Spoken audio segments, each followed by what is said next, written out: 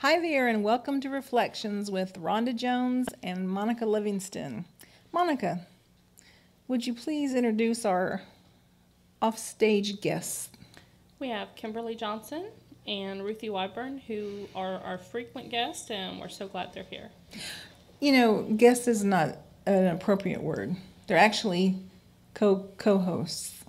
Yeah, I would say so. Absolutely. An integral part of this show. And we heard this week that Joy Behar is leaving The View, so if y'all are auditioning, we didn't need to know now before y'all leave us, because we're going to be very upset. She has 5 more months or 6 more months till her contract's up, so if y'all are leaving, just let us know now so we can. Exactly. Well, what about you? Would you be willing to replace Joy on? No. Just trying to find I'm out. happy here. Well, let's talk about Joy just for a second. At first I was sort of put off by her because it seemed like, she poo-pooed everything going on. But then, the more I have grown in some maturity over the years, I think she's been 16 years or so, or something like that. I've grown to say, she has a side. Let me listen. And it's all part of my maturing process. Right. And maybe Joy can do a little more maturing, too, in that area. Just joking. Well, I'm the same way. I've kind of thought, there's some areas where she's kind of over the top and, but then there's people who think the same thing of some of the other hosts. True.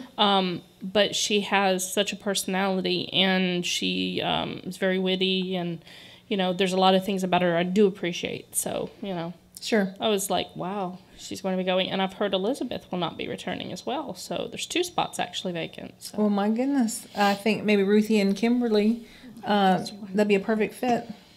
Perfect fit. Ruthie can be the boisterous, outgoing, I'm going to let you know. And, well, of course, Elizabeth is too.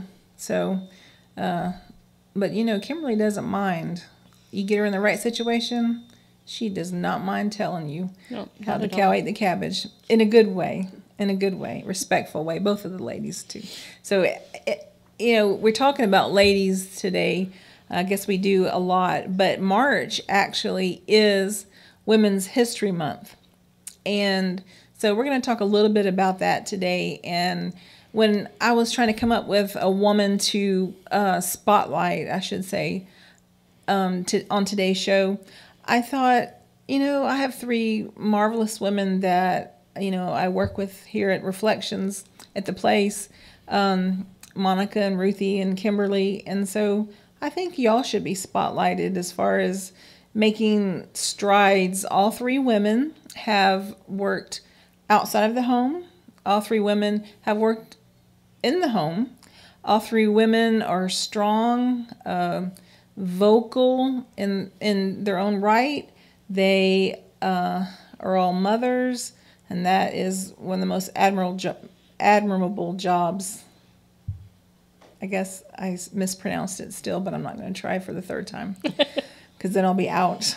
And so to spotlight women, I think you 3 are worthy to be in the spotlight. And you go above and beyond the call of duty when it comes to trying to get out a message that is pure and it's honest, and a message that will change and actually revolutionize the world. And it really has been.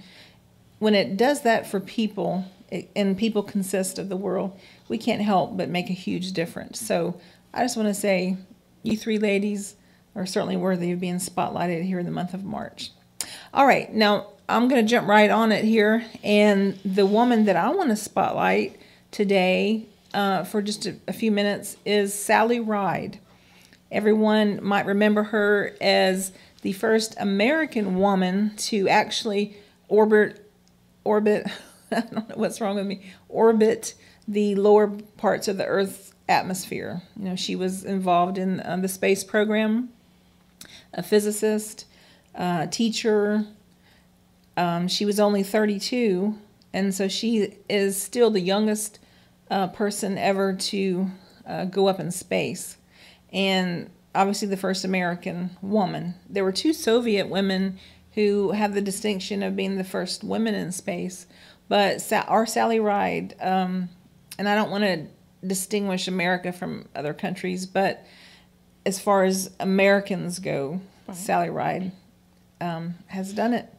And after she retired from the program, she became very much an advocate for girls to learn about space and science and to try to enter into programs that really girls were not always encouraged to be a part of. And so just for that alone, she's made quite the strides.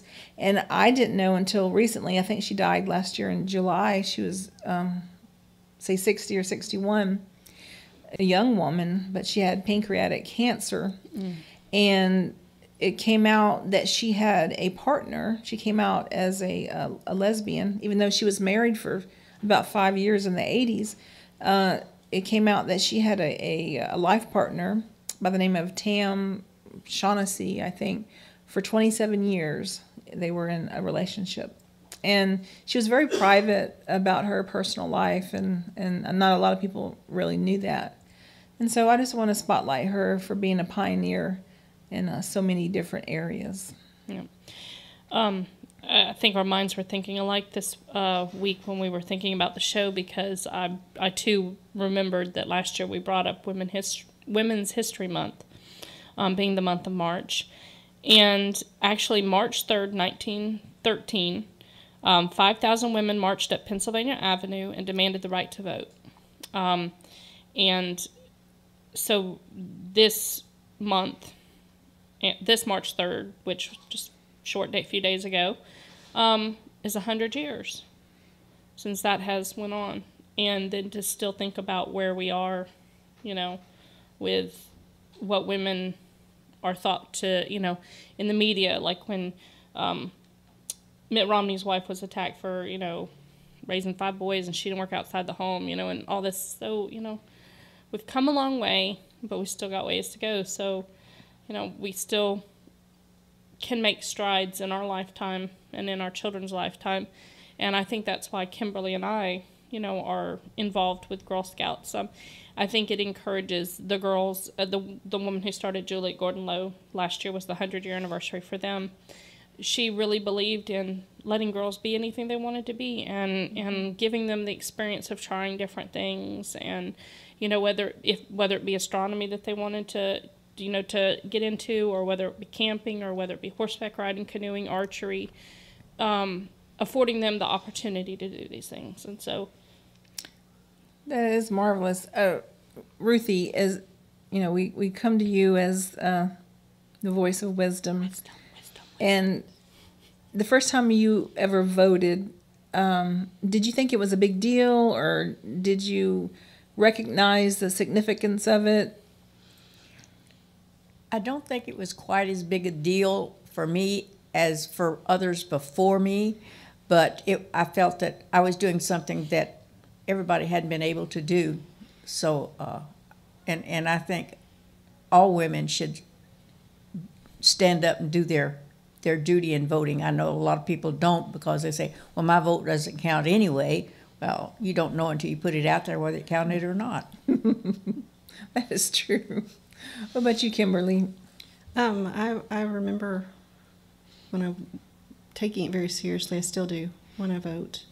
And I didn't so much think of it as I can vote because, I'm female and women afforded me that opportunity as just as a citizen, that it's a right we have, and it's a responsibility that we have. And it is something I take very seriously. Excellent. I'm like you.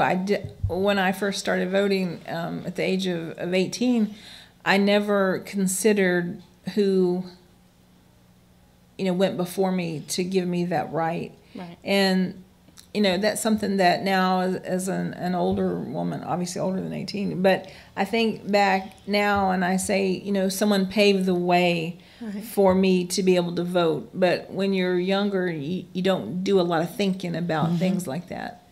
And so I do appreciate, Susan B. Anthony and those that actually stood up, took persecution, took, God knows what we might never know, and decided this needs to change. And they were so in the minority then. Like I said, only 5,000 women. That sounds like a lot, and I guess it really was a lot back in 1913. But those were 5,000 brave women Absolutely. that stood up and said, hey, we're the last group of people, and we need to vote. And so thank God. And now look at our country. We haven't had a woman president yet, which is unfortunate, but I'm believing in 2016. I really have a feeling that we will have a woman president. God only knows who. But Are you announcing your candidacy? I'm announcing my candidacy for president. But everybody, they did a poll and they say Hillary is the most logical choice, regardless of your politics. I think she did a fairly good job as the Secretary of